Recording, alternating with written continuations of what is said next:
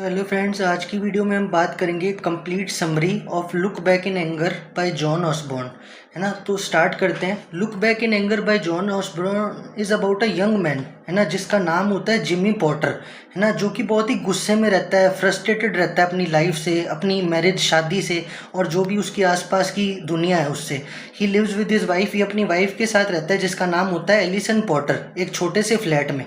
Jimmy का जो गुस्सा है ना, वो सेंट्रल फोकस है इस प्ले का। एंड ये ऑफन डायरेक्ट्स और ये अपना गुस्सा जो अपनी वाइफ पे निकालता है, उसको ब्लेम करता है उसकी अनहैप्पीनेस के लिए, है ना, कि वो अपनी लाइफ में दुखी क्यों है, अपनी वाइफ की वजह से। Alison on the other hand, और दूसरी तरफ जो एलिसन है ये बहुत ही शांत स्वभाव की है, इमोशनली डिस्टेंट, उससे सेपरेट रहती है ना, और एक अपर क्लास सोसाइटी से आती है, यानी ये रिच है ना, which makes her feel out of place in their relationship. Despite her love for Jimmy, हालांकि ये जिमी से बहुत प्यार करती है, फिर भी ये बहुत ट्रैप्ड, बंधा हुआ महसूस करती है ना, बाय हिज कॉन्स्टेंट एंगर, उसके गुस्से के कारण, उसकी क्रिटिसिज्म, आलोचना के कारण, है ना। अब the couple is not alone, यहाँ पर ये कपल अकेले नहीं है, यहाँ पर एक इन पर्सन होता है क्लिफ, है ना, जो कि दोस्त होता है जिमी का, है ना, lives with them as well, ये भी उनके साथ ही रहता है। Cliff tries to act as a peacemaker, है ना, जो ये पीस मेकर का काम करता है, इन दोनों के झगड़े सुलझाता है ना, basically.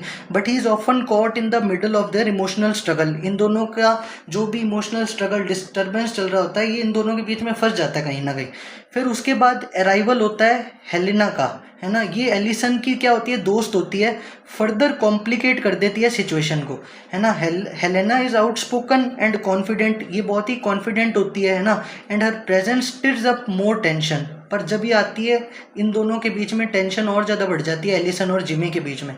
Jimmy starts to develop a complicated relationship with her, adding to the emotional mess, और जिमी कहीं ना कहीं एक कॉम्प्लिकेटेड रिलेशनशिप भी बनाता है ना, किसके साथ में, एलिसन की दोस्त के साथ में, जिसका नाम है हेलेना भी इसको पसंद करती है।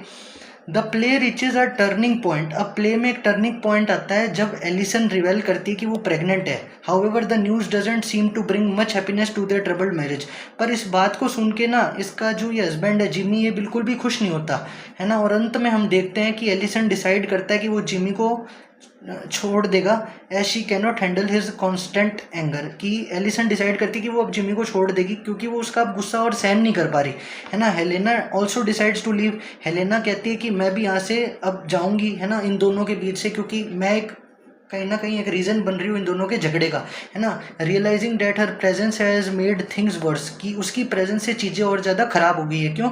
क्योंकि हेलेना जो है ये भी कहीं ना कहीं जिमी से प्यार करती थी, है ना, और जिमी ने इसको कहा था कि तुम हमेशा मेरे साथ में रहना, जिससे चीज़ें और ज़्यादा कॉम्प्लिकेटेड, डिस्टर्ब हो गई थी।